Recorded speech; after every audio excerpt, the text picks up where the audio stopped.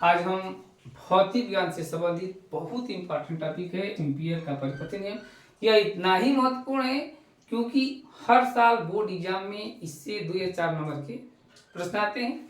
या तो इसका परिभाषा पूछ देगा या इसका निगमन इसके सूत्र का या इस पर आधारित गणनाएं पूछता है। तो पहले हम इसके बारे में जानेंगे कि क्या है। तो कह रहा है कि किसी भी बंद परिपथ से परिबद्ध चुंबकीय क्षेत्र की तीव्रता का रेखीय समाकलन। किसका? कोई बंद पथ है उससे परिबद्ध जो चुंबकीय क्षेत्र की तीव्रता है उसका रेखीय समाकलन उस क्षेत्र द्वारा घिरे उस जो है कि पथ द्वारा घिरे क्षेत्रफल में से गुजरने वाली कुल धारा I का म्यू नॉट गुना होता है, जहां पर म्यू नॉट निर्वात की चुंबकशीलता है। तो हम गणितीय रूप से कैसे लिख सकते हैं भाई?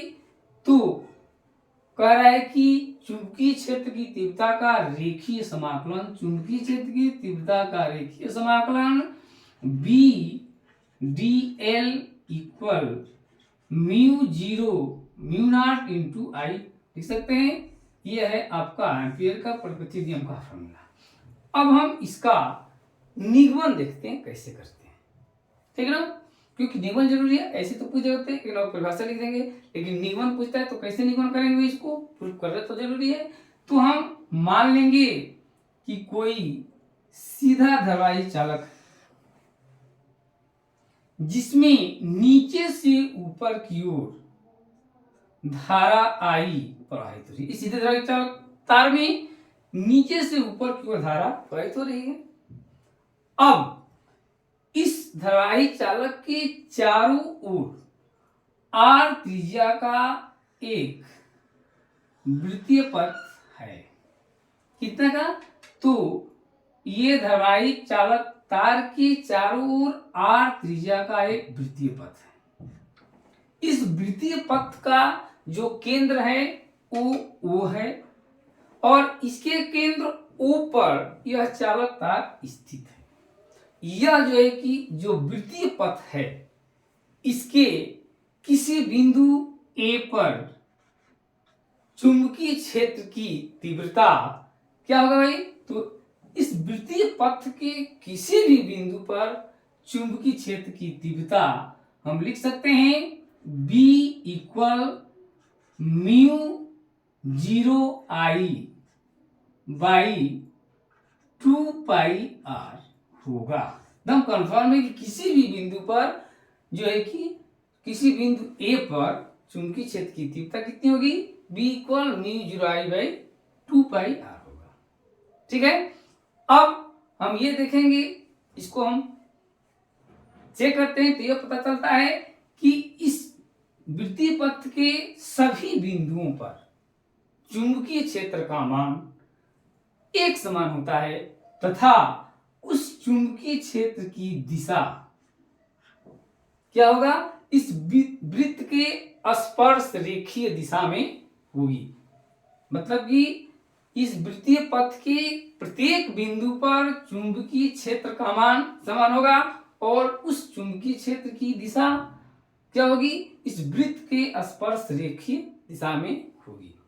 अब हम सपोज कर लेते हैं कि यह जो वृत्तीय पथ है छोटे छोटे खंडों से मिलकर बना है, जिसमें प्रत्येक खंड की लंबाई क्या है भाई?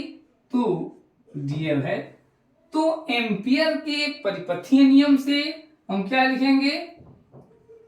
चुंबकीय क्षेत्र का रेखीय समाकलन क्या लिखेंगे? चुंबकीय क्षेत्र का रेखीय समाकलन B dl इक्वल क्या हो जाएगा? B dl cos theta.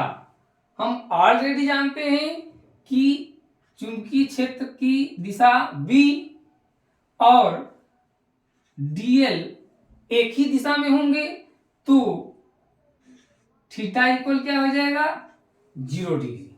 तब हम यहाँ पर रख देंगे रेखीय समाकलन BDL cos 0 जो बराबर हो जाएगा रेखीय समाकलन BDL 0 की वैल्यू 1 हो जाती है, cos 0 की वैल्यू हो जाएगी 1, तो ये हो जाएगा आपका रेखीय समाकलन BDL होगा, इतना हो जाएगा।